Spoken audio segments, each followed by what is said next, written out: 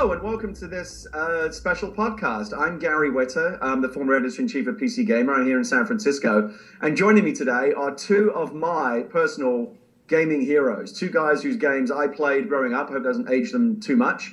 And wrote about as a games journalist. And I'm now very excited to see and play what they've got coming up next. They both have huge projects currently in the works through Kickstarter. And I'm going to introduce them both. Joining me from Los Angeles is Chris Roberts. Hi, Chris. Hey, Gary. How you doing? I'm very well. And, of course, people will know Chris as the creator of Wing Commander and Privateer and Freelancer, really one of the big pioneers in the whole world of space combat, space exploration games. And also joining me from Cambridge in England, David Braben, perhaps the grandfather, godfather, whatever you want to call him, of space combat, space exploration, the co-creator of the original classic Elite from, what, am I right, 83, 84, David? 84, yeah. Elite first come out. 84. 84? Yep. On the BBC Micro, and later on 8-bit and 16-bit systems, and then it had a sequel in the form of Frontier Elite 2, and now even that is coming back. This Elite, I got to say, is the number one game of all time that I wanted to see come back. I know you've been working on it a long time, so I'm so excited to see it happening in this way.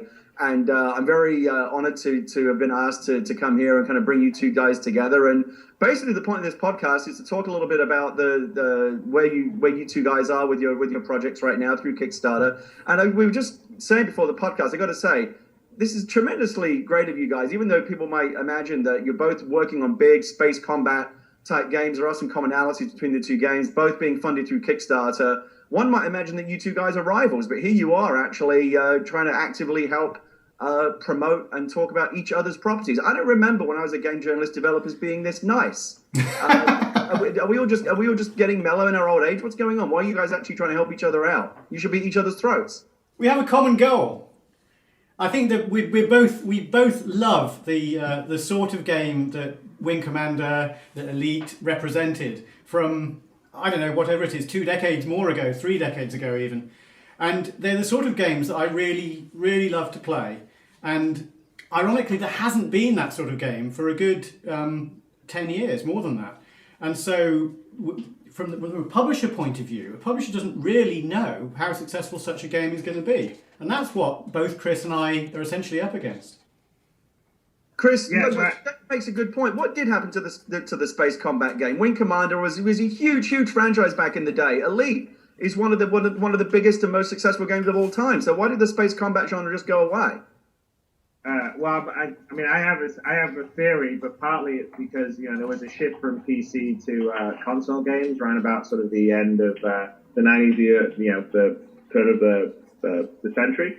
Into the 21st century, and I think what happened is when consoles first came around, people didn't think of Sims being on a console. They thought of sports games, and they thought of platformers, and they thought of car driving simulations and stuff like that. And so when the first round of games were made, those were not the kind of games that were getting greenlit on consoles. And if you remember, even first-person shooters didn't exist on consoles back then. And everyone said, oh, first-person shooter can never work on a console. You don't have a mouse. You can't do all this. And then Infinity Ward fought Activision actively to essentially get Modern Warfare on a console, and now one of the biggest genre on a console is the first-person shooter. And I think that any genre needs a developer, like a lead developer, or someone that's got some clout to be really pushing a particular genre. And in the case of, say, first-person shooters, you had the Bungie guys doing Halo, you had the Infinity Ward guys doing the Call of Duty stuff, and you had id doing the doing their stuff, but and you had people the same on action and platformers on the consoles, but on the space sim side there wasn't really anyone. And you know what it's like in the film business. Everyone's like, hey, westerns are dead, or sci-fi films are dead, and then Avatar comes along with $2.7 billion. It's like, no, you need a good one.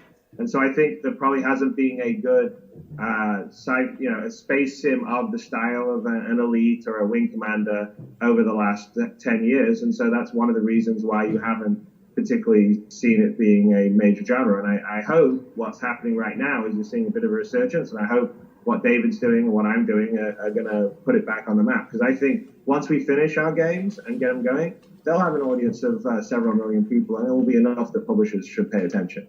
Yeah, I mean, it agree also. with that? I know that since the last Elite game many years ago, you've been trying, I think, fairly constantly, at the very least on and off, to try and get the next big version of Elite out there. Did you experience any kind of pushback from traditional publishers about the space combat genre not being in fashion anymore? I mean, what's your journey been like from here to there?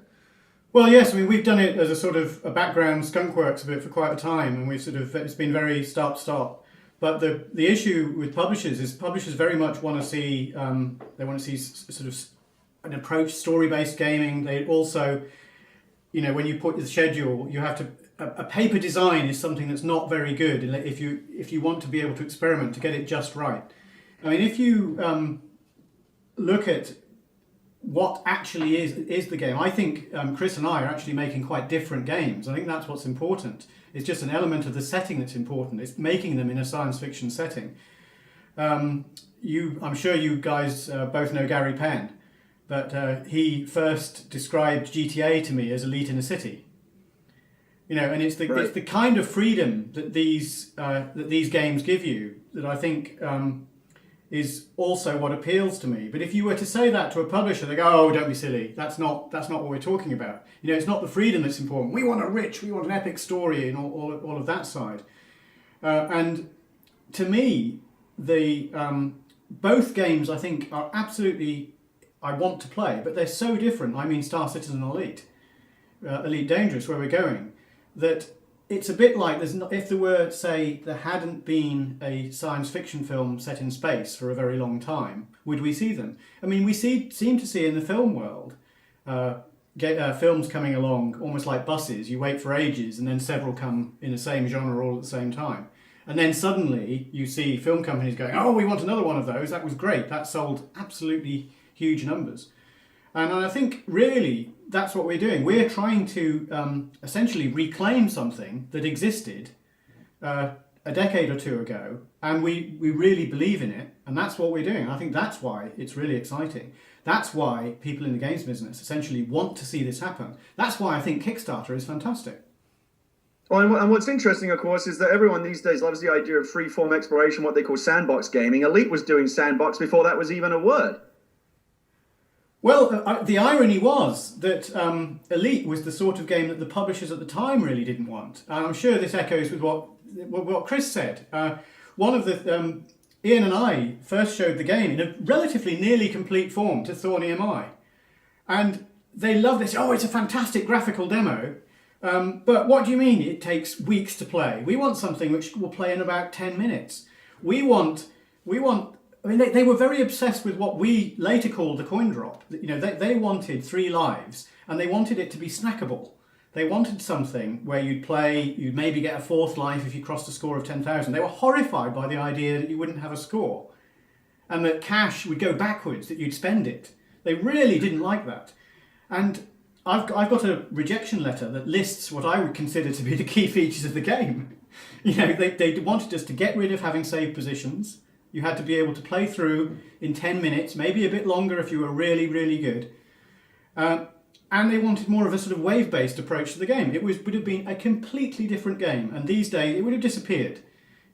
We fought for that, and eventually did find some like-minded people in a company that I don't see us as a traditional publisher. It was Acorn Soft, attached to Acorn, who they got excited by it as individuals more so than in a corporate manner. And it was such a small organisation, it didn't really matter, the distinction. And that was how Elite originally got made. But it was very different to what was around at the time.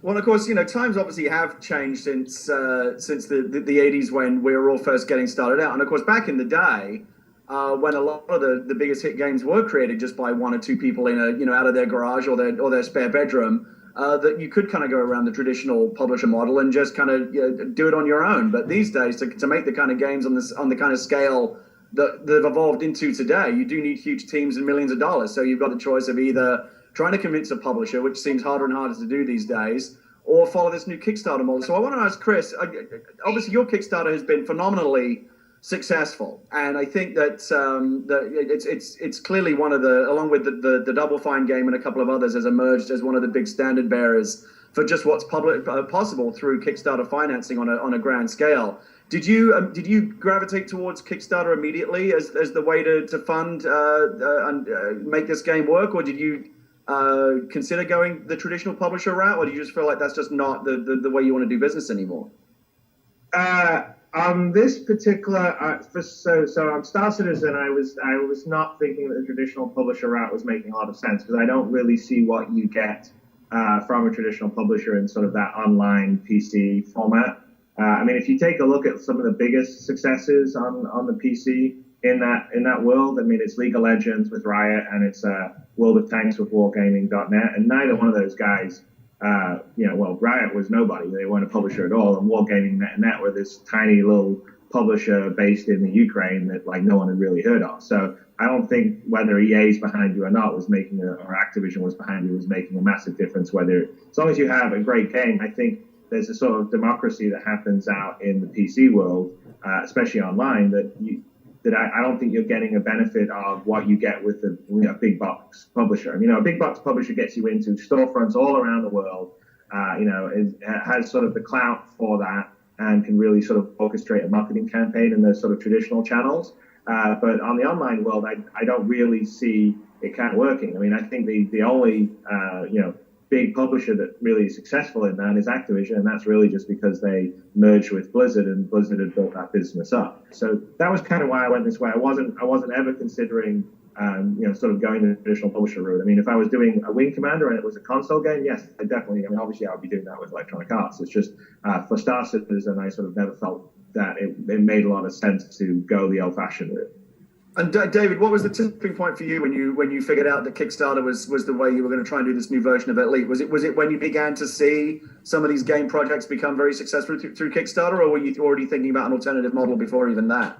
Well, we were already thinking of an alternative model before we saw Star Citizen. The challenges are, from the UK, doing Kickstarter was the first sort of hurdle. There's also sort of timing and availability for that. I mean, when we saw Star Citizen, we obviously watched it with great interest. And the Double Fine project I thought was very interesting. That was where I think we realised that it was a serious proposition. In terms of what Chris is saying, it's for very, very similar logic. I mean, one of the things that we want to do is once the game comes out, we want it to be, for us to be able to be quite reactive, quite live, bringing in new features, improving things. We want the game to very much evolve over time. And in order to do that, it's actually quite hard to do that in a conventional contractual delivery structure where you end up being beholden to things that are no longer the most important things. So you've got to be with or have an arrangement that has that level of flexibility in it. And it's quite hard to create that. And this seems to be an extremely good solution to do it, both in terms of we got direct connection with the fans, and also, a lot of the constraints that come in and get in the way just aren't there, and I think that's fantastic. So you and Chris have both touched on this now. Obviously, it does sound very appealing, the idea of kind of removing the publishers and the studio and all the people that you might be standing between you and trying to make the game that you want to make. You have a much more direct financial relationship with your audience. Is there a downside to that? You've got a lot, instead of a publisher running the checks, you've got tens of thousands of stakeholders in this game. Is that a different kind of pressure?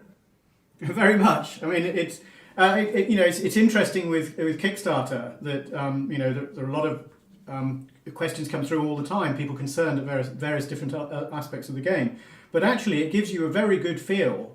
And a lot of the questions are actually a lot more sensible than some of the questions that in my time I've seen from publishers.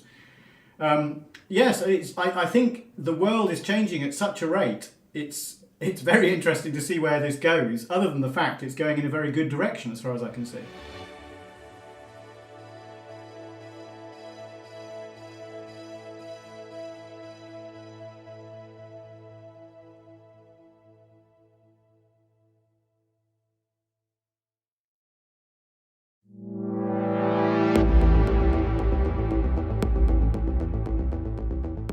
So I don't want to talk about Kickstarter too much. I want to ask you guys one more question about it, and then we'll move on to the games themselves. But I want to just check in on the status of your Kickstarters right now. Chris, I'm going to say kudos to you, dude. This is pretty amazing. So you started out, you had a $500,000 goal. You're currently at 2,134,000. So you're funded more than 4 times over. Yeah. Have you been surprised by the response? I mean, do you have more money than you know what to do with at this point, or what? Oh yeah, well, so also, Gary, you may not have, I'm not sure if you checked, but it's a lot more than 2. So basically, when we ran the crowdfunding, the primary amount of crowdfunding has been directly on the Rocket Space Industries side. It hasn't been on Kickstarter. Oh, so the Kickstarter part is just a portion of the whole total? We're basically almost at 7 million. I'm what? Doing a quick recap. Why are you even here? I would be on a beach in Belize. This is crazy. No, I actually want to make a game, and unfortunately, even $7 million isn't enough for it. No, so we're at $6,942,000. So we'll be at 7 million in the next week or so.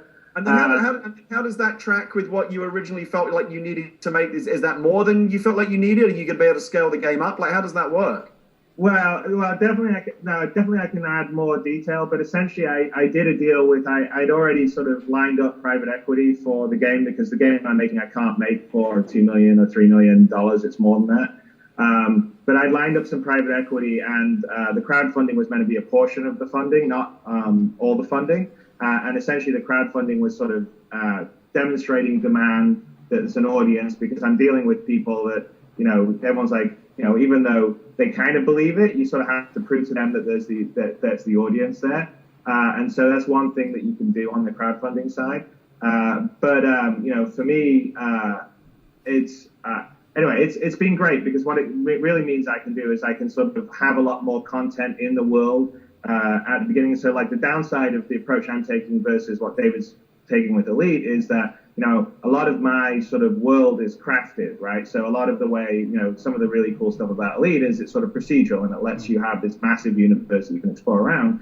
And, I'm sort of taking it from a different angle, which is I'm sort of crafting, much more sort of specific content and story content. And so what that means is my world is naturally going to be smaller than David's world, because his is sort of a big, huge procedural world. And, there's, like I said, that's why I think both games have their place, and there's going to be people that will play both and have a good time playing both. About 10 days into our own crowdfunding on our campaign, we sort of also opened up Kickstarter, because there's definitely an audience on Kickstarter that they hang together, they like the fun games, they it's almost like they love to pick the games they want to fund. And I see groups of people move from one project to another project on Kickstarter, and I look at a lot of my backers, and they all, they fund Elite and 10 other projects. So there's definitely sort of a separate ecosystem in Kickstarter that does it. So we folded in Kickstarter, and Kickstarter was approximately, just under a third of the money that we raised. But, for me, all of that's great. I mean, it's just, what's really nice about this whole thing is you're cutting out the publisher, because all publishers do is give you money for the game. They go, I think you'll have lots of people pay you for this game, so I'm going to front the game. I'm going to front you the money, and I'm going to take, basically I'm going to own it and control it, and I'll give you a little cut of it. And so if you can cut that out, then from someone that's a creative and a developer, it's much better, because, you're still selling to the same people, but you have control. You have the kind of problems that I want to have. Too many people trying to give me money all at once. That's a good problem to have. David, I want to check in with your Kickstarter. It looks like you're basically kind of at the halfway mark, right? You launched about a month ago, and it looks like you're about halfway towards your funding goal, with 30 days left to go. It's like, what do you do at the halfway mark, other than little events like this to try and promote the game? Obviously, you don't just sit back and hope the totalizer kind of reaches where you want it to go. Is it an active process? What are you trying to do to make sure you hit your goal at this point? Oh, absolutely. We've been putting content up on the site all the time. We've got development diaries, which we've just done the second one of. And also, we're looking to see what people are querying, what people are most concerned about, most interested about, and trying to make sure we answer those things. But also trying to get across, both how we make the game, where we are now, and what things in the game that we really care about. And really, that is great, because it really vindicates the or not, the thinking, seeing how people respond to what we're doing in the game. The one we recently put up was about how we expect the galaxy to evolve. And it evolves very, very slowly, but it evolves in a way that is sort of very dependent on how the players play. So elements like that all feed into the game design, and we are being very sort of aware of what people are saying in terms of the game design, and we expect that to happen. We expect the work to actually start once we get funding. That's the the great challenge, and I'm sure that's where Chris is now, thinking, right, we've got to make this thing, we've got to deliver. That's the challenge, but that's what we're here for. I mean, it obviously is very attractive to get rid of the old publisher model for all kinds of reasons I can imagine. But like, do you feel more pressure? Is it more scary feeling directly responsible to 100,000 game player stakeholders, or to just like one John Riccitiello type character? Like, what's actually scarier to you? Well, I think it's a huge responsibility. I mean, we've tried it at Frontier a few times now. You've possibly seen the Lost Winds games, which have done pretty good for us in terms of numbers. They've done very well. I mean, they're games we're very proud of. And what we've got to do is it's have a mentality where you do have to make sure the quality's there, the delivery is there, and those things really, really important to the game. But actually, it's easier than I expect in many ways, and in some ways harder than expect, where you as you say, you don't have the person sort of shouting in your ear, but actually your own sort of judge of quality is such a strong driver, wanting to do something that's really good. I've had bad publisher arrangements in the past which have been an absolute nightmare, and those, especially for this kind of game, are what is really the problem. That's the way you end up with bad games, where you have people in conflict. So, Chris, it's good that I've got you both on the line right now, because you are in kind of different stages of your evolution right now. You're already kind of sitting on a huge pile of cash. You've had a wildly successful Kickstarter. You're wildly overfunded. And right next to you is David, who's right in the middle of, like, let's say, the halfway point, both in terms of time and the funding goals he has for Elite. Do you have any advice from him at this point? Like, how does he get to where he wants to in the home stretch in these last 30 days? What should he be doing? First of all, by the way, on your previous question about whether it's more scary dealing with John Riccitiello or the crowd, John Riccitiello is a teddy bear. So the thing is that the crowd, there's a lot of them, and I really feel the pressure, and I think David probably will do too. Yeah. Is we've got to deliver. We can't, I can, you can fob off a publisher. You can be like, hey, we're going to run late on this milestone, and at the end of the day, as long as your relationship's mostly good and the publisher really kind of wants your game, they'll give you a bunch of slack. Whereas with the crowd, I feel like if I'm late on a milestone or late on something, I'm going to have a really good reason for them, and I'm going to have to explain it to them and all that sort of stuff, because it's 100,000 people. There's some energy with the crowd that makes you want to, you feel like you can't really slide on it. But I would say the biggest thing that I noticed. By the way, I apologize. This is Monday's garbage equipment pickup, so you're hearing a massive garbage truck outside. All your extra cash that you don't know what to do with? No. Trust me, we know the budgets of these kind of games. I mean, maybe a lot by crowdfunding standards, but by making a high-end AAA game, it's not really that much money. But no, I would say the biggest thing is that my experiences on the crowdfunding is really that the things that are important are the constant sort of back and forth with the community. Interacting with them, which David's doing, taking on their suggestions. I mean, they're not designing the game, but you should certainly listen to them. I mean, you've got like this great free focus group that loves, they believe in what you're doing. So they're the best people. They're much better than a publishing executive to listen to, because a publishing executive really isn't your audience. This is your audience. So that's really important. And they want frequent updates. So, I mean, my big advice, it's more difficult for David because he's in the middle of it, but I would say anyone that's doing crowdfunding, I mean, I didn't do this either myself, if I was ever doing it again, I would prepare a hell of a lot more content up front, and then I would release it over the campaign, because everyone wants something every day. I mean, that is the downside of the internet culture, the 24/7. I mean, first of all, David's got it, I've got it, we've got backers all around the world. So they don't care whether it's like the middle of the night for us or it's the weekend. It's like they literally want someone to interact with them every single second of the day. And so, that's pretty exhausting. And to a certain level, I think that both of us don't mind it, because it's really cool to have people that just love this game and are willing to give us money to make it happen. But it's still pretty exhausting. So, teeing up content it's not easy, right? It's like, well, David, we both made games for a long time. Making, having stuff that we're proud of to show people takes time. You can't do it in an hour. So everyone's like, where's my update today? Or where's my video? And that's difficult to do. I mean, we try and do it, but I do think that there's a level of that people don't necessarily understand how much work it takes to do that. And David's doing it. I did a bunch of it, but I would say that kind of stuff. The more that you do, the better. And then the last thing I would say that was really insightful, useful for me was that there were some situations where we actually reached back out to the community and asked them, say, hey, we can go left or right here. What would you like? We actually ran quite a few polls with our community. Like for instance, we have a lot of add-ons, and I think that was the reason why it let us raise more money, was because we sort of made this sort of microtransaction, if you will, inside the crowdfunding side. Not so much because that's necessarily how we plan to make a vast amount of money once the game happens, but it was sort of a way to almost gamify the crowdfunding, and people were kind of into it. They wanted to collect the different ships and all the rest of the stuff, and it helped us drive our average pledge up. David, I think it's kind of fascinating that both of you guys are working on games where a big aspect of the design is.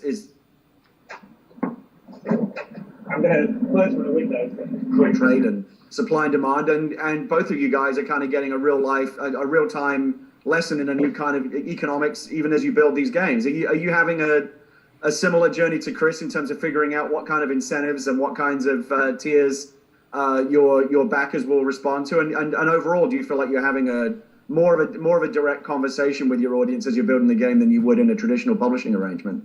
Yeah, absolutely. I mean, one of the things we've also added tiers that you can add on to your pledge of things like whether it's a model spaceship or T-shirts, mugs, all that sort of thing. With all of those things, I mean, I think one of the things that I think we weren't as prepared for Kickstarter as we definitely should have been with hindsight. But I think that's going to be true with everybody, in the sense that you always want more preparation. Had we been more prepared, we'd still want to have been more prepared with material ready to go.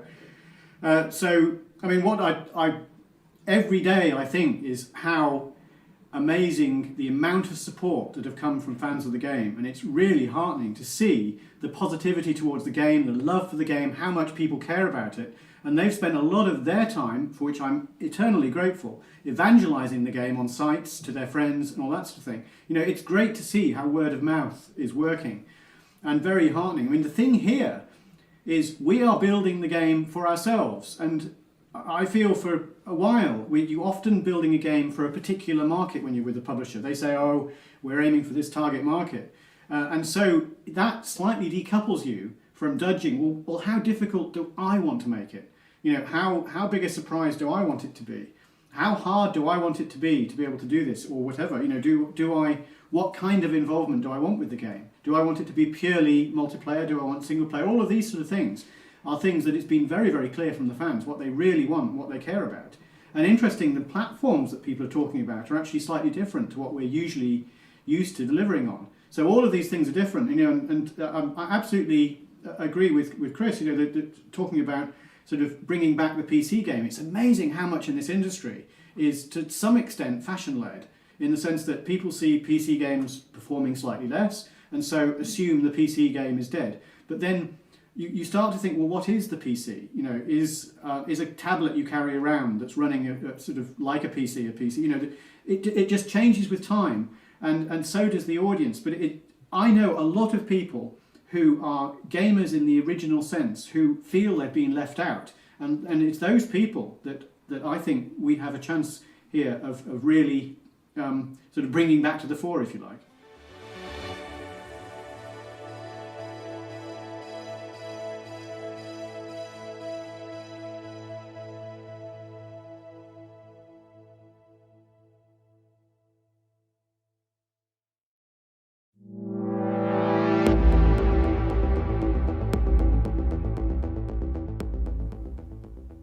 I want to talk about the games a little bit. First of all, I think it's fantastic that you guys are still kind of staying true to the kind of games that you've always wanted to make. You know, obviously with Star Citizen, Chris, you can see the germs of your early Wing Commander games. You know, the original seeds kind of in a prototypical form in the kind of games that you're still making today. And obviously with David, a new version of Elite, you can go back to the original Elite and see kind of the same basic kind of framework, obviously now, you know, writ on a much larger scale. I remember, I don't think I ever did at the time, because I'm really not that imaginative, but certainly when the internet became a thing and being able to get people online and the MMO concept started to become real, one of my very first thoughts was, oh my God, can you imagine Elite, where everyone is now a real living person? I want to ask you, David, when you were first building Elite, even as a single player experience, I always felt even as a single player game, that just your imagination kind of made you feel like it was a living, populated world. Even kind of pre-internet and pre the concept of people playing together online. Were you already kind of like thinking forward as to what might be possible when you could actually get everyone connected in that way? Oh, definitely. I mean, one of the people on the comments of the Kickstarter forum actually posted a video that I'd completely forgotten about. On this is in, I think it was 1987 or 1988. I was interviewed on live German television in German, and I had a translator. Anyway, the question was, well, what would you do with Elite differently if you were to do it now? And the answer was multiplayer, because just at that point, the connectivity was getting fast enough that at least within an office type environment, you could have a fast enough connection to be able to play against other real people. And we'd already started doing that with some games at that point. And it's that sort of experience that felt so different. So, wow, wouldn't it be really great to do this with a game like Elite? And I think that's, ever since then, I've certainly wanted to do it. And, you know, it's, as technology's got better and as fast internet now is very nearly ubiquitous, the ability to do it, the ease for people to participate is just so much greater. And so I don't mean necessarily every ship should be a player, because then you get into a frame of mind that you can't kill anything without really upsetting someone. I mean, with Elite Dangerous, it's still, a lot of the ships you encounter won't be real players, but we will call out, of the ships that you meet, who is a real player. We have a way of distinguishing them in the game. They're actually part of this group of pilots that you're part of, and it will call out above them, say, essentially what it means is this is a real player. But in the game fabric, so this is a group who's a member of the same organisation as you. In other words, we don't want this game to be all about player versus player kills. But the point is, it encourages a lot of cooperation. And it will be possible to do player versus player kills if that's what people want to do. And Chris, I know, you started out with the Wing Commander games that were kind of a little less free-form exploration and more kind of a linear story experience. But then you did kind of go into some of the stuff that David had been doing with like economy and trading exploration with the Freelancer and Privateer games. How has the emergence of online since those games first appeared changed the way that you're approaching Star Citizen? Well, I mean, I don't know if you probably do remember because you were back at PC Gamer at the time, but, you remember my pitch for Freelancer was essentially we had the original single player game, and then the stage 2 was a massively multiplayer game. And I'd left Origin and we were working on Ultima Online, and sort of I was seeing that in the early gestation stage, but then it was the first sort of big successful MMO. And so actually when I announced Freelancer, I was talking about it being this big, the second stage was going to have, thousands of players, and we would have a dynamic economy. And I sort of pitched all these things that eventually Eve delivered on. But I never got to really deliver that because, I sold the company to Microsoft and I was burned out on games. And so I left it, and the game was released a few years later, but it wasn't sort of as big or as grand as I was planning it to be and was working towards it being. So in some ways, Star Citizen is sort of me being able to come back and finish that off properly, and also do it to a level of fidelity that I couldn't do back 10 years ago. And so it's something I wanted to do for a long time, just for the exact same reasons that you're talking about, Gary. Like when you first played Elite, I mean, yeah, you sort of in your mind you flew around in that world, and I think back on it now, and it obviously if you look back, it's very primitive. But when I was playing that, back in England in '84. It was my mind. I can't remember whether it was 6 missions or 5 missions, David, on that one story thread that you had. What platform? PVC, of course. I mean, yeah, that's what I played the original version. I was making games on Micro. I wasn't not any of those newfangled Amiga things. Well, that's right. That's when the PC was a generic term to mean when the BBC Micro was around, it was a PC. Yeah, personal computer, exactly. Yeah. Yeah, but my point was just that in my mind I created this whole it felt so rich and deep, and that's kind of the world that you just felt like if you could do this and have your friends and you could all be doing it, run across real people as well as NPCs, that would be great. And the key is kind of what David alluded to, which is I think is a debate that David has with his community, and it's a debate I have with my community, because there is definitely this whole sort of PvP and PvE sort of factions that go on, and they're all pretty rapid. And so I think David also believes that you can sort of create a game that can cater to both sets of players, and it will be okay. But it certainly is. That is, I would say, if I was going to give you a touch paper to set up a fight with your community, that's the one to do it. Well, the discussions have come up already, and we have this concept of groups where you can join a group which doesn't allow it or does allow it on a user choice. Yeah, no. David, I want to ask you just about the design of the game. One of the things I've found frustrating with MMOs, really since World of Warcraft, is that so many games that have tried to be popular in the MMO space have really kind of followed the same model. Go kill 10 of these things, and I'll give you a slightly better piece of armor, and then there's an economy, and there are guilds, and in every new game the skin is different, but the underlying model seems to be the same. Obviously you've got a different engine in the sense of a 3D space game, but what are the kind of the MMO pitfalls that you're trying to avoid with the new Elite? Well, I don't see it as an MMO in the traditional sense. In that sense, I mean, this is a sort of game where you can save your position and come back to it days later when knowing that your ship won't have been destroyed because it's sort of parked in a field somewhere. What we're trying to do, and this comes from the sort of mantra of essentially we're writing a game here for ourselves. So what would I want from a game? I want to be able to play a great game without being griefed by teenagers. But having said that, I do want there to be a feeling of risk out there. So with Elite, there was something great about when you had a really valuable cargo, wanting to make it to the space station.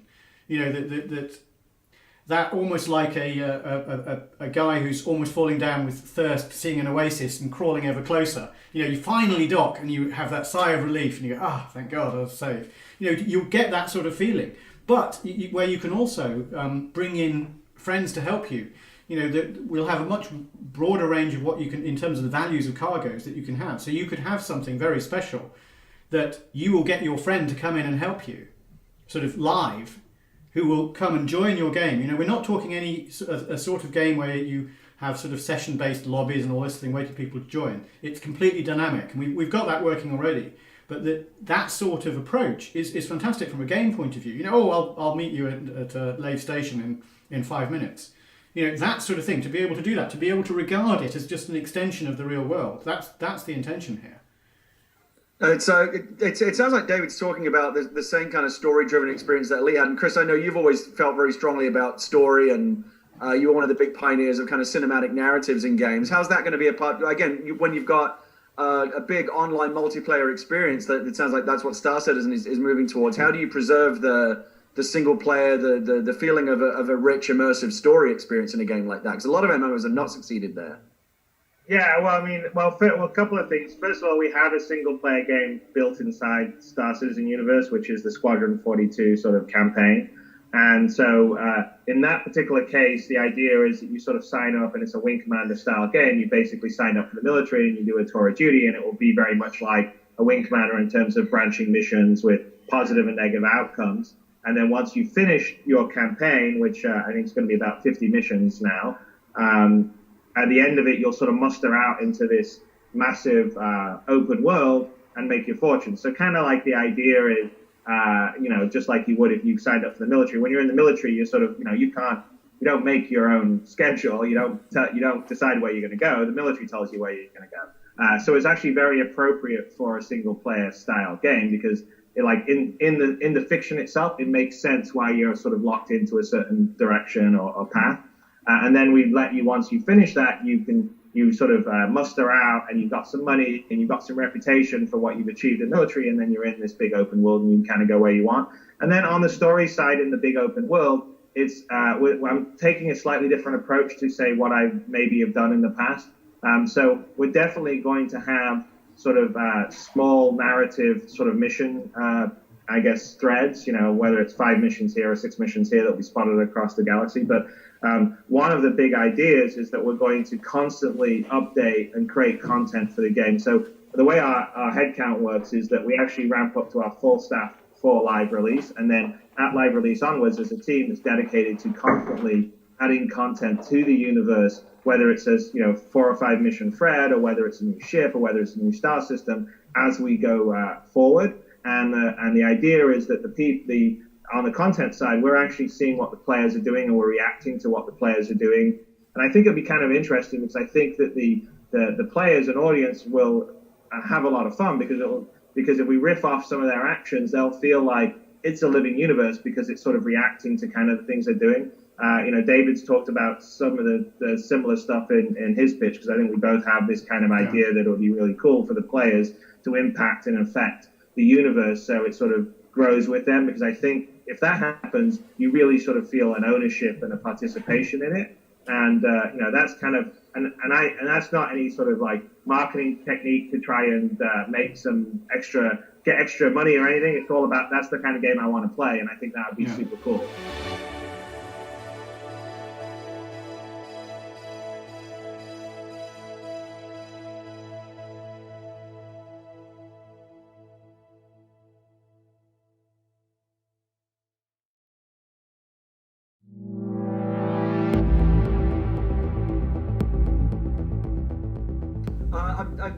I could honestly talk to you guys all day, but I'm gonna have to wrap this up at some point. I do want to ask David one last question about. I find that the whole the economics of games like this fascinating. Not the Kickstarter, the real world side, but the actual in-game economies. I know, obviously, with Elite, the idea of an economy, and you started with 100 credits, and you were trying to build that up and buying and trading goods to get better ships and better equipment was always a big part of the original Elite. But I imagine it was fairly straightforward to create kind of a lockdown economy the way that you coded it. Once you create an online world where you populate the real players, you really do create kind of a real virtual free market with all the chaos and unpredictability that entails. I think I read recently that Blizzard recently had to hire an actual real economist to work with them to keep their kind of Warcraft economy afloat for the fear of possible real actual kind of virtual stock market crashes could occur. So how do you?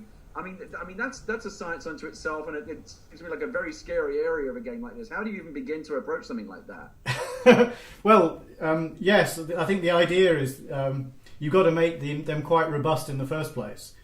The way the economies work, that's something which we're already looking at. In terms of how if you buy loads of food, the price therefore goes up. So you get lots of players gaming the system. You get lots of players all coming in, holding back their cargoes, and then dumping them all very quickly. And then the people will hold back so that they're the last one to do it, so that they get, for whatever reason, or they all want to be the first to get the high price, if you like. But actually, from a game point of view, I think that's really interesting. I know with the whole Warcraft discussion about hiring economists, but you do wonder what the agenda is. Actually, part of the fun is going to be bringing down the economists. What we're not talking about here is having one great big economy that can be brought down. What we're expecting is lots of smaller economies or linked economies that you can bring down, and actually part of the gameplay will be trying to bring them down, because that will trigger game behaviours that is actually what the players are after and brings interest to the galaxy. So we've got a slightly we're not like the finance people in the real world who are trying to prevent it happening. We're trying to make sure that it's interesting when bad things go wrong. When it does reach extremes, when there are food shortages or massive over stocks of food, where people from a player point of view, that's then a big opportunity. You start buying the food because the price is rock bottom.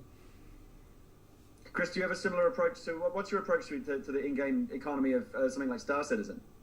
Well, I think it's pretty similar to David's. I think David's. The other thing you got to remember is the style of game that Elite is, and the style of game that sort of Freelancer and Privateer is, and Star Citizen is going to be, is very much sort of centered on sort of economies and trading, and that's actually a part of the gameplay. So a lot of these other games that have it, with maybe the exception of like EVE Online, they're trying to sort of backfill in sort of some of this economy stuff, and I think that's why they have problems. So like the way my attitude and approaching, which I think the attitude that David's taken too, is that I kind of want to simulate it like you would in the real world. So it should be, by the way, not just some facets of it. So like in the Star Citizen world, we not only have all the trading and sort of the supply and demand, and too much stuff will drive down prices, but we've also got the flip side of it, which is sort of the cost of doing business, right? So we have a lot of things in the game, like landing tariffs or trade taxes or ship insurance and stuff like that. Because in the real world, in an economy, there are sort of money drains as well as, because otherwise you can have this inflation. Like we all have to pay rent, or we have to pay our mortgage, or we have to pay, our car insurance, or we, have to pay for our fuel and all that sort of stuff. And the reason we go out and we earn a salary is so we can afford to do all that, and then maybe we got some money left over so we can take a nice little vacation and do something like that. And so from that standpoint, I think the more of that you simulate, the better. And it also allows you to do some interesting things, which I'm kind of looking forward to do, is like one of the ways that governments control their population is by basically tax code, right? So you sort of incentivize people to have more kids or have less kids or whatever via the different breaks you get in the tax systems. And the same again, one of the problems you have in MMOs is like, how do I stop everybody coming to one location? Well, one way is obviously you make it not particularly profitable to trade there. So one way is the prices are going to crash if too many people come and are selling iron ore in an industrial planet, something like that. But another way would be, okay, well, we're in this part of the galaxy and there's a lot of law and order, and so you've got to pay for it. So you have higher landing fees and you have trade tariffs. And if I increase those, then it'll be less profitable for people to trade there and then maybe go to other areas of the galaxy. So kind of the way we're approaching it is very much like the real world, where if you're in areas that are nice and safe and a lot of law and order like the US, well, you kind of pay for that because you have other costs are associated with being in a safe area. But if you want to like not pay anything and have the greatest amount of sort of reward, you can go to the outer edge of the galaxy and there are no landing tariffs and there are no trade taxes, but also there's no law and order. So you're going to be quite open to getting attacked by a pirate. And I think the more, if you try it, the more elements of a real economy you put in, and this is my theory, so I could implode terribly, but I don't necessarily think it will. I think the more that sort of setup will, the players themselves will naturally find a balance. And as David said, it's fine if like one planet or area has its own like stock market crash. I mean, that's what you want to have happen. You want to have a whole universe that kind of does this. And so as long as you have something that you don't have inflation that goes out of control in your overall universe, it should be pretty cool. And you'll actually see, and it'll be cool to see the players sort of affecting it. And I'm sure David's going to build it. We're going to build it. We'll have our sort of control center where we can sort of look at the galaxy as a whole and see where people are flying and see what they're trading and kind of what the prices are. And I think it'll be a really interesting sort of experiment to sort of see kind of how that changes over time. And if you put something in one area, does it affect the rest of the galaxy? That sort of butterfly flaps its wings on in China kind of thing. So. But I think there's a fundamental question behind what you're asking as well, Gary, which is that which is also what we're looking at, is that the rate of earning money via different routes. So if you're behaving as a pirate, if you're behaving as an assassin, as a miner, what is your expected gain over a period of time? Because what we don't want is any one approach to be vastly greater financially than another, because otherwise all the players then feel they'll have to do that. And I think that's a real shame. I want to be able to have life as a trader, as a bounty hunter, as all the various sort of even asteroid mining, that where you then guard your precious discoveries, where a lot of that is exploration. Each of those ideally have a similar average revenue rate per game time. I mean, what people tend to do in a lot of things, both in real life and in games, is you imagine a graph, and it's what's called an exponential, where you're always increasing the amount of money you have by a fixed percentage per hour, per day, or whatever. And so we have to make sure that each of the professions fit on that curve very well and don't unbalance the game. And I think that's the other side to the economy thing, that actually stock market crashes are fine. The danger is if there is an exploit where you can suddenly get massive amounts of game money that then overload the game economy, that's where we have to sort of seriously think about it in terms of how it affects the game. I just want to say, David, I do overall agree with your kind of holistic approach to game design. It's actually very much how I try to live my life, which is simply to avoid being griefed by teenagers. Yes. If I can do that, I feel like I'm doing okay. In so many ways. As much as it pains me to do so, because I really could talk to you guys about this kind of stuff all day, I'm gonna wrap this up. I want to say, Chris, thanks to you for joining us, and seriously, congratulations on this tremendously successful funding effort. But I guess really now this is just now the beginning of the actual difficult part, which is the building the game. When are we actually going to see this thing? Well, the full final game will be approximately 2 years from now. But one of the advantages, and I think the same is true on David's Elite, if you back it early, besides being part of the community and the discussion, and having your voice heard and seeing sort of what's happening in the background. So we're going to. Instead, we don't have a publisher, but you know what? We're going to treat our backers the same way we would a publisher. So we get to a milestone, we're going to give them a show and tell and all the stuff. And personally, I'd rather do that to them than a publisher, because I'm showing it to 100,000 people that really care about this and get excited by it.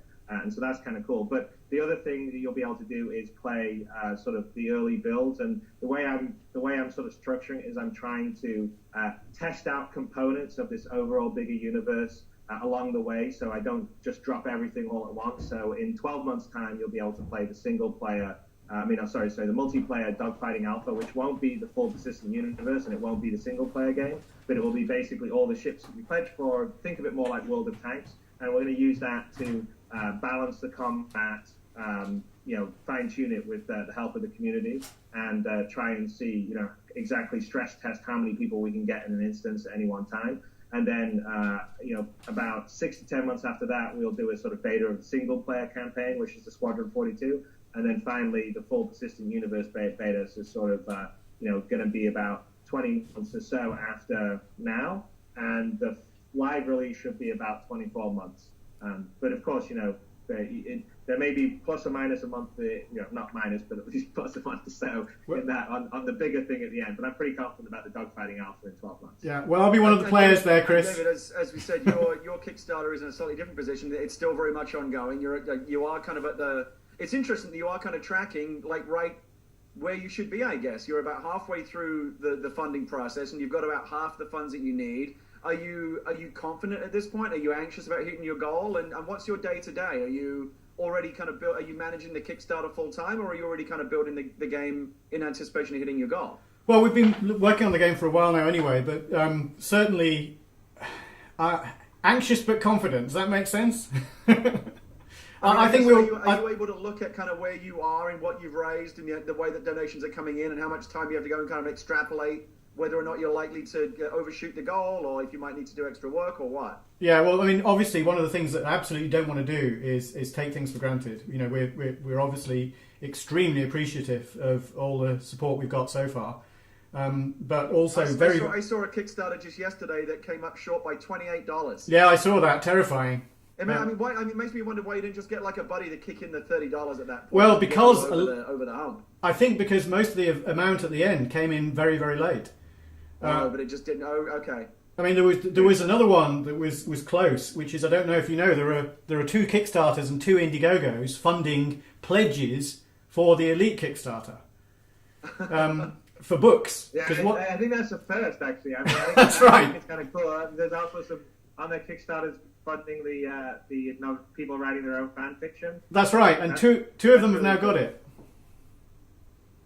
So that came close. Do you actually have other kind of fundraisers out there online that are funneling into this main one? Is that how it works? Well, it was nothing to do with us. It was absolutely fantastic. I mean, they unilaterally set it up because they really wanted to write a novel based in the game world, and that's what the prize for that pledge is, if you like, the reward for that pledge. Well, and as I recall, the original Elite came with that really cool novella, so I think it would be kind of spiritually correct for you to have the same thing here, right? Well, exactly. That's exactly the plan. I mean, I will say that, like, on David's side, I'm pretty confident David's going to make it, because typically at the end, you have a big sort of hockey stick. I mean, we actually raised a lot more money at the end than we did at the beginning, right. Because it's something weird. Everyone either wants to be in at the very beginning or the very end, and they don't particularly. I don't know what it is, but no one wants to have it be in the middle. And there's a lot of people that hang out and they want to, like, just be the last person to fund. I mean, it's a really weird dynamic. And the other thing is, and the one thing that I would say, and I think David understands it too, is that I definitely noticed that there's an acquisition dynamic that goes on that's not too dissimilar to a free-to-play acquisition dynamic, or that you would see in a Facebook game or something, where basically you need to drive eyeballs to your Kickstarter side or your crowdfunding side. and then a certain number of those people will convert. And even though you think that you got written up in all these trade magazines that your game's coming out, there's actually a huge amount of your audience that never saw that particular article that day. That's right. And the way the news cycle works now is it's so quick that if you blink, you'll have missed the news. And so I still have people show up to Star Citizens. I didn't even know this was happening. I want to, and you would think, well, geez, I had press everywhere and you didn't see it. But there's a lot of people like that. So I think the biggest thing for David, which I'm sure he'll get at the end, is if you get coverage, because I always could see spikes. Whenever we had articles, I could actually see revenue spikes where, if there was a piece in IGN or was written up somewhere, you could literally see the rate of money raising double or triple. And it's really getting exposure is the most important thing. And so, as far as I'm concerned on this, I'd love David to get exposure. And I'm towards when he gets close to the end of his campaign, where I think it will be the most useful, I'm going to reach out to my community and say, go back Elite. If I haven't taken all your money, I'm sorry for doing that. But if I have taken it, you still got some more money. Please back Elite, because I think that would be cool too. There you go, David. Chris will be your hockey stick. Fantastic. Thanks, Chris. So, literally live as we're on the podcast, David, I saw you went from 13,999 backers to 14,000. So somebody became your 14,000th backer. Cool. Congratulations for getting 14,000. So if people want to find out more about Elite Dangerous and donate to the Kickstarter and become a backer, where should they go? To the Kickstarter, look on the Kickstarter website, look for the Elite Dangerous campaign and come and join us, because it's going to be a fantastic ride. Yeah, I'm looking at the different pledge levels right now and trying to figure out where I want to come in at. I basically want to get whatever pledge level allows me to annoy you the most. Which one would that be?